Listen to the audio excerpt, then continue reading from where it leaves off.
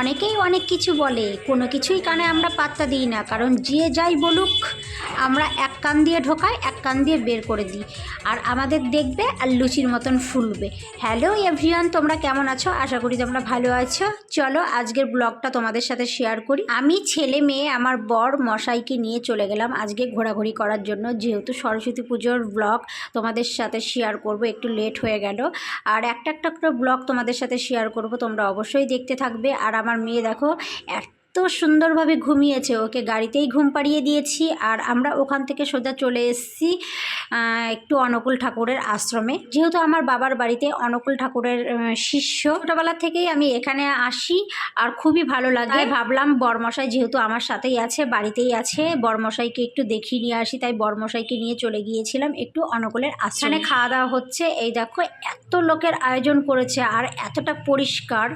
বলো তো কি কোনো জায়গায় এরকম আমি পরিষ্কার দেখি না, এই জায়গাটায় এতটা পরিষ্কার। চটি খুলে ভেতরে ঢুকতে হবে, চটি পরে কিংবা জুতো পরে কোনো সময় যাওয়া যাবে না। আমরা খেতেও বসে পড়েছি আর আমার বরমশাই গাড়িটা পার্কিং করতে গেছে, এখনও গাড়ি রেখে আসেনি। আমি যে শাড়িটা পরেছি সেই শাড়িটা আমি চোরাইমালের কাছ থেকে কেনাকাটা করেছি। কেমন হয়েছে তোমরা অবশ্যই বলো। এই শাড়িটা কিন্তু অনেকটাই দামি, আমি চোরাইমালের কাছ থেকে কিনেছি দেখে অতটা আমার গায়ে লাগেনি।